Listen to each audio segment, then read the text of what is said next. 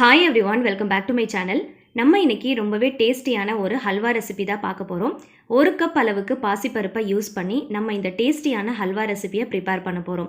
So ரொம்பவே டேஸ்டியான இந்த ரெசிபியோட வீடியோவை நீங்கள் பார்க்கறதுக்கு முன்னாடி இதுதான் நீங்கள் நம்மளோட சேனலை ஃபர்ஸ்ட் டைம் பார்க்குறீங்க இல்லை இன்னும் சப்ஸ்கிரைப் பண்ணாமல் பார்த்துட்டு இருக்கீங்கன்னா இப்போவே கீழே தெரியுற ரெட் கலர் சப்ஸ்கிரைப் பட்டனை கிளிக் பண்ணி சப்ஸ்கிரைப் பண்ணிக்கோங்க. பக்கத்துலேயே ஒரு பெல் ஐக்கனும் உங்களுக்கு சேர்த்தே வியூ ஆகும்.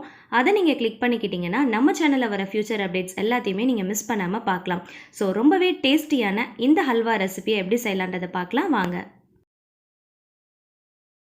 1 கப் அளவுக்கு பாசிப்பருப்பு எடுத்துக்கோங்க. அதை ஒரு 2 டைம்ஸ் கிட்ட நல்லா வாஷ் பண்ணிவிட்டு கொஞ்சம் கூட தண்ணி இல்லாமல் நல்லா சுத்தமாக வடித்து எடுத்துக்கோங்க.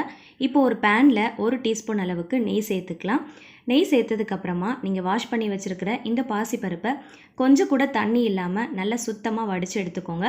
வடித்து எடுத்து இந்த நெய் கூட சேர்த்து நம்ம லைட்டாக ஃப்ரை பண்ண போகிறோம். இதை நீங்கள் ஒரு 5லேருந்து 10 நிமிஷம் வரைக்கும் ஃபுல் சிம்மில் வச்சு நீங்கள் லைட்டாக ஃப்ரை பண்ணணும். இது ஃப்ரை பண்ணுறப்போ நமக்கு நல்ல ஒரு வாசம் வரும். இதோடைய கலரும் பார்த்திங்கன்னா நம்ம சேர்க்குறப்போ எல்லோ கலரில் இருக்கிறது நம்ம வறுக்க ஒரு 5 நிமிஷத்துக்கு அப்புறமா அதோடைய கலர் லைட்டாக கோல்டன் கலரில் சேஞ்ச் ஆகும். அந்த அளவுக்கு நீங்கள் வறுத்து எடுக்கணும். நீங்கள் நெய்யில் சேர்க்கறதுக்கு முன்னாடி நல்ல பாசிப்பருப்பை வாஷ் பண்ணதுக்கப்புறமா கொஞ்சம் கூட தண்ணி இல்லாமல் சுத்தமாக வடித்து எடுத்துக்கணும். இதை நீங்கள் ஃபுல் சிம் ஃப்ளேமில் வச்சு நீங்கள் வறுத்தாதான் நமக்கு நல்ல ஒரு கோல்டன் கலரில் கிடைக்கும். நீங்கள் ஹை ஃப்ளேமில் வச்சு வறுத்தீங்க அப்படின்னா கருகி போன மாதிரி ஆகிடும். இப்போ இதை நல்லா ஆற வச்சுட்டு ஒரு மிக்ஸி ஜாருக்கு மாற்றிக்கலாம். இப்போ இது கூடவே ஒரு வாசனைக்காக ஒரு ஏலக்காய் சேர்த்துக்கிறேன். இப்போது இதை மூடி போட்டு நல்லா அரைச்சி எடுத்துக்கலாம். இதை ரொம்ப மைய அரைக்கணுன்றது கிடையாது. ரவைக்கு அடுத்த ஸ்டேஜில் கொஞ்சம் கொரன்னு அரைச்சி எடுத்துக்கலாம்.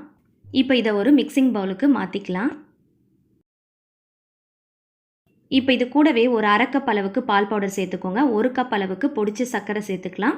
இது கூடவே பாதாம், முந்திரி, பீஸ்தா இந்த மாதிரி நீங்கள் விருப்பப்படுற நட்ஸை கொஞ்சம் பெரிய பெரிய பீசஸாக கட் பண்ணி சேர்த்துக்கலாம். இப்போ இதை ஒரு ஸ்பூன் வச்சு நல்லா மிக்ஸ் பண்ணி விட்டுக்கலாம். இப்போ இதை நம்ம அப்படியே யூஸ் பண்ண போகிறது கிடையாது. நல்லா மிக்ஸ் பண்ணதுக்கப்புறமா தேவையான அளவுக்கு மட்டும் நம்ம எடுத்துக்கலாம். மிச்சத்தை நம்ம ஒரு கண்டெய்னர் பாக்ஸில் போட்டு ஸ்டோர் பண்ணி வச்சுட்டு தேவைன்றப்போ நம்ம இன்ஸ்டண்ட்டாக ரெடி பண்ணிக்கலாம். இப்போ நான் ஃபஸ்ட்டு 1 கப் அளவுக்கு எடுத்துக்கிறேன். நீங்கள் எந்த கப்பில் பாசிப்பருப்பை அளந்து எடுக்கிறீங்களோ அதே கப்பில் 1/2 கப் அளவுக்கு பால் பவுடரையும் 1 கப் அளவுக்கு பொடிச்ச சர்க்கரையும் அளந்து எடுத்துக்கோங்க. ஃபஸ்ட்டு நான் 1 கப் அளவுக்கு எடுத்து வச்சுருக்கேன். இப்போது கொஞ்சமாக இந்த மாதிரி ஏர்டைட் கண்டெய்னர் பாக்ஸில் போட்டு நம்ம டைட்டாக க்ளோஸ் பண்ணி வச்சிட்டோம் அப்படின்னா நமக்கு தேவைப்படுறப்போ இன்ஸ்டண்ட்டாக சட்டுன்னு நம்ம ரெடி பண்ணிடலாம். நான் இன்றைக்கி ரெடி பண்ண இந்த பொடியில் 3 கப் அளவுக்கு எனக்கு இந்த மிக்சர் கிடச்சிது. இதில் 1 கப் அளவுக்கு மட்டும் நான் கண்டெய்னர் பாக்ஸில் போட்டு ஸ்டோர் பண்ணி வச்சுருக்கேன். இப்போது 2 கப் அளவுக்கு இந்த பாசிப்பருப்பு பொடியை ஹல்வா ரெசிபி பண்ணுறதுக்கு ஒரு மிக்சிங் பவுலில் நம்ம சேர்த்துக்கலாம்.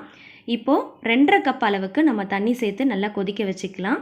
நம்ம கொதிக்கிற தண்ணியை தான் இதில் சேர்த்து நம்ம மிக்ஸ் பண்ணி எடுக்க போகிறோம். இங்கே எந்த கப்பில் பாசிப்பருப்பு எடுக்கிறீங்களோ அதில் 2.5 கப் அளவுக்கு தண்ணி சேர்த்து கொதிக்க வச்சு எடுத்துக்கோங்க. இப்போ ஒரு பேனில் 2 டீஸ்பூன் அளவுக்கு நெய் சேர்த்துக்கலாம். சேர்த்துட்டு நம்ம எடுத்து வச்சுருக்கிற இந்த 2 கப் அளவுக்கு பாசிப்பருப்பு பொடியை சேர்த்து நம்ம லைட்டாக ஃப்ரை பண்ணி எடுத்துக்கலாம். நம்ம ஃப்ரை பண்ணுறப்போ அதோடைய கலர் லைட்டாக சேஞ்ச் ஆகும். அதே சமயத்தில் நல்ல ஒரு வாசம் வரும். இப்போது நம்ம கொதிக்க வச்சுருக்கிற இந்த தண்ணியை இது கூட சேர்த்துக்கலாம். ஃபஸ்ட்டு ஒரு பாதி அளவுக்கு தண்ணியை மட்டும் சேர்த்து கொஞ்சம் கூட கட்டிகள் இல்லாத அளவுக்கு நல்லா மிக்ஸ் பண்ணி விட்டுக்கலாம். மிச்சம் இருக்கிற பாதி தண்ணியை அதுக்கப்புறமா சேர்த்துக்கலாம்.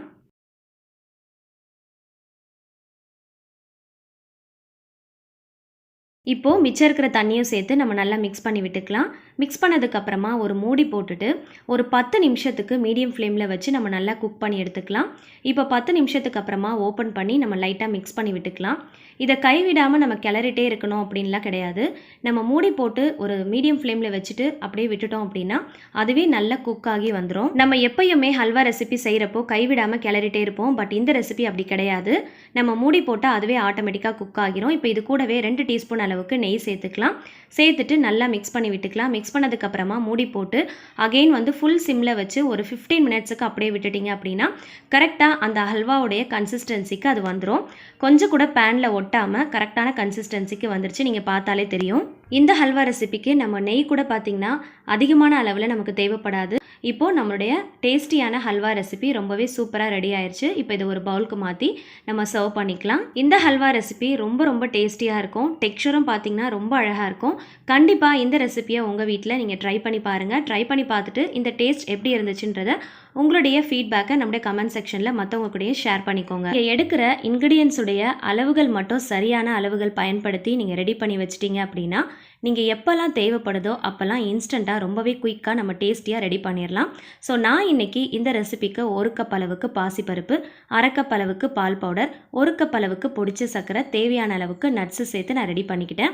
டோட்டலாக நமக்கு 3 கப் அளவுக்கு கிடைச்சிது. அதில் 2 கப் அளவுக்கு தான் நம்ம யூஸ் பண்ணி இந்த ஹல்வா ரெசிபியை நம்ம ப்ரிப்பேர் பண்ணியிருக்கோம். ஸோ அந்த 2 கப் அளவுக்கு 2.5 கப் அளவுக்கு நம்ம வாட்டர் ஆட் பண்ணி நம்ம இந்த ஹல்வா ரெசிபியை ப்ரிப்பேர் பண்ணியிருக்கோம். டேஸ்டியான இந்த ஹல்வா ரெசிபியோட வீடியோ உங்களுக்கு பிடிச்சிருந்துச்சுன்னா மறக்காமல் வீடியோக்கு ஒரு லைக் கொடுத்துக்கோங்க. உங்களோட ஃபேமிலி அண்ட் ஃப்ரெண்ட்ஸ் கூட ஷேர் பண்ணிக்கோங்க.